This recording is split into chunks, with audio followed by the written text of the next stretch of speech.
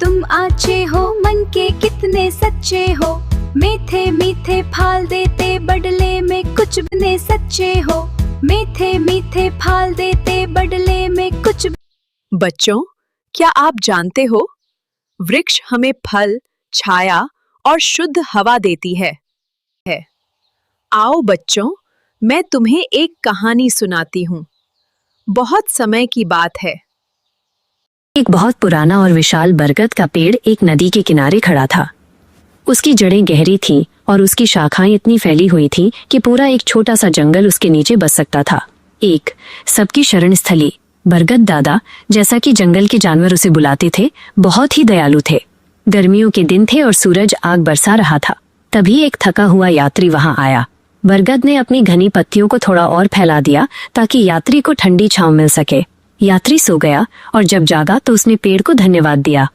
बरगद मुस्कुराया और अपनी शाखाओं को हिलाकर उसे विदा किया। 2 पक्षियों का घर। बरगद की टहनियों पर सैकड़ों पक्षियों के घोंसले थे। चिड़िया वहां चहकती थीं। तोते मीठे फल खाते थे। उल्लू रात में उसकी कोटर पेड़ का छेद में आराम करते थे। एक बार एक नन्ही गौरैया का घोंसला बारिश में गिर गया। वो रोने लगी।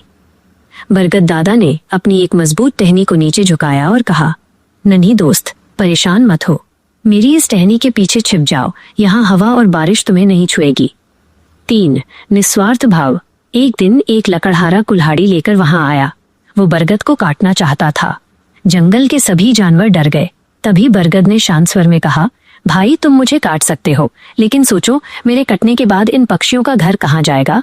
गर्मियों में राहगीर कहाँ रुकेंगे? और जो शुद्ध हवा मैं तुम्हें देता हूँ वो कहाँ से आएगी? लकड़हारे ने गौर से देखा। उसने देखा कि कैसे एक गिलहरी मजे से फल खा रही थी और कैसे बंदरों की टोली उसकी शाखाओं पर झूल रही थी। उसे अपनी गलती का एहसास हुआ। उसने कुल्हाड़ी नीचे रख दी और वादा किया कि वो कभी किसी जीवित पेड़ को नहीं काटेगा।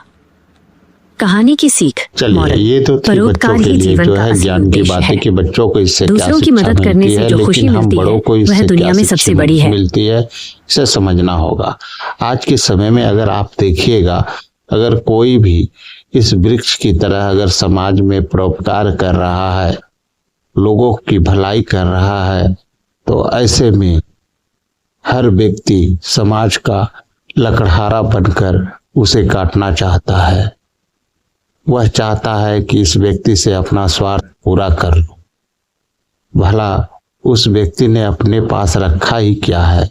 वो तो सबके लिए खुशीपूर्वक दान करता चला जा रहा है, देता चला जा रहा है। हालांकि इस प्रकार के व्यक्ति समाज में बहुत कम होते हैं। अगर इस प्रकार के व्यक्ति अगर समाज में हो तो यह समाज ही बदल जाएगा, जहां केवल अच्छे इंसान ही नजर आएंगे और कोई दुखी नहीं रहेगा।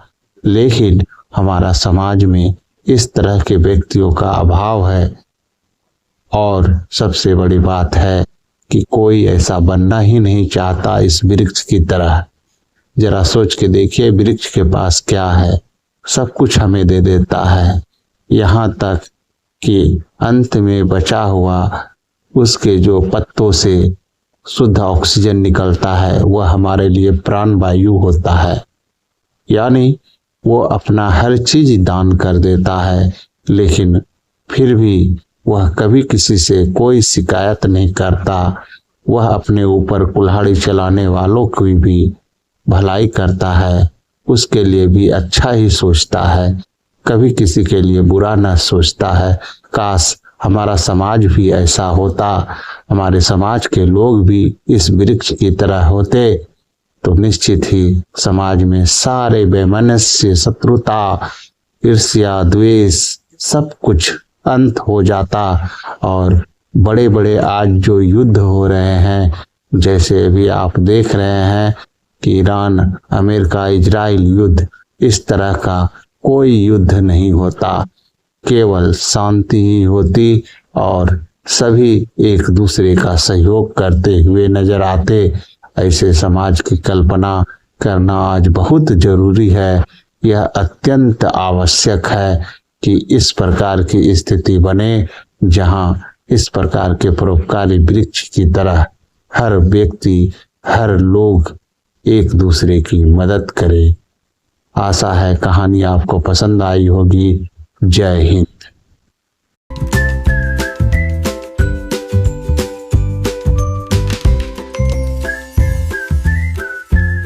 वृक्ष बड़े तुम आछे हो, मन के कितने सच्चे हो। मीठे मीठे फल देते बदले में कुछ बच्चे हो। मीठे मीठे फल देते बदले में कुछ। वृक्ष बड़े तुम आछे हो।